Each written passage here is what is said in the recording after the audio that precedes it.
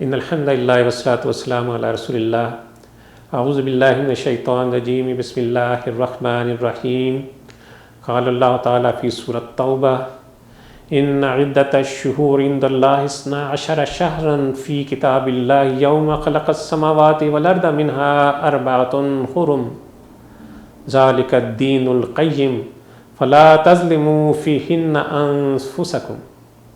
حقیقت یہ ہے کہ مہینوں کی تعداد جب سے اللہ نے آسمان و زمین کو پیدا فرمایا اللہ کے نوشتے میں 12 ہی ہے، اور ان میں سے 4 مہینے حرام ہیں۔ یہی ٹھیک ضابطہ ہے، لہٰذا ان 4 مہینوں میں اپنے اوپر ظلم نہ کرو۔ محرم الحرام 4 حرمت والے مہینوں میں سے ایک اور اسلامی سال کا پہلا مہینہ۔ دور اسلام سے پہلے دور جاہلیت میں بھی ان مہینوں کی عزت اور احترام کا لحاظ رکھا جاتا تھا۔ بڑے بڑے ظالم، بڑے بڑے جفاکار بھی جنگ و جدل سے، ظلم و ستم سے ان 4 مہینوں میں ہاتھ کھینچ رکھتے تھے۔ اس طرح کمزوروں بے کسوں کو کچھ عرصے کے لیے امن و عافیت کا گوشہ نصیب ہو جاتا۔ عرب کے بادیہ نشین، ان کی معیشت، ان کی گزر بسر قافلوں کی لوٹ مار اور مسافروں کی رہزنی پر تھی۔ لیکن عرب دور جاہلیت میں بھی ان 4 مہینوں یعنی محرم، رجب، ذی قعدہ اور ذی الحجہ کی بڑی تعظیم کیا کرتے تھے، بڑا پاس اور لحاظ رکھا کرتے تھے۔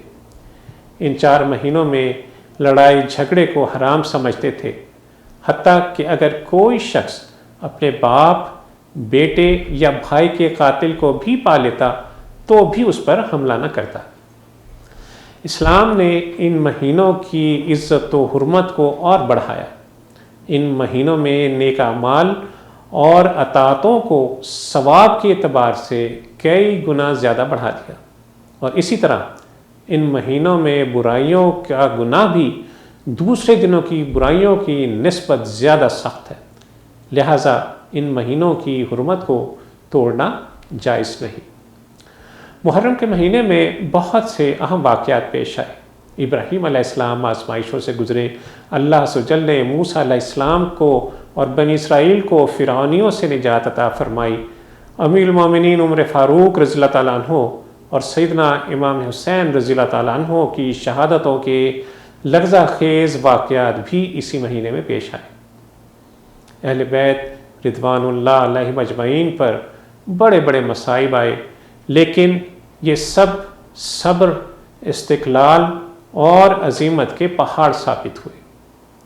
ان کے خلفاء اور ورثاء بھی ان کے نقش قدم پر چلے۔ ان کی سیرتوں میں ہمارے لیے بہت سے اسباق ہیں۔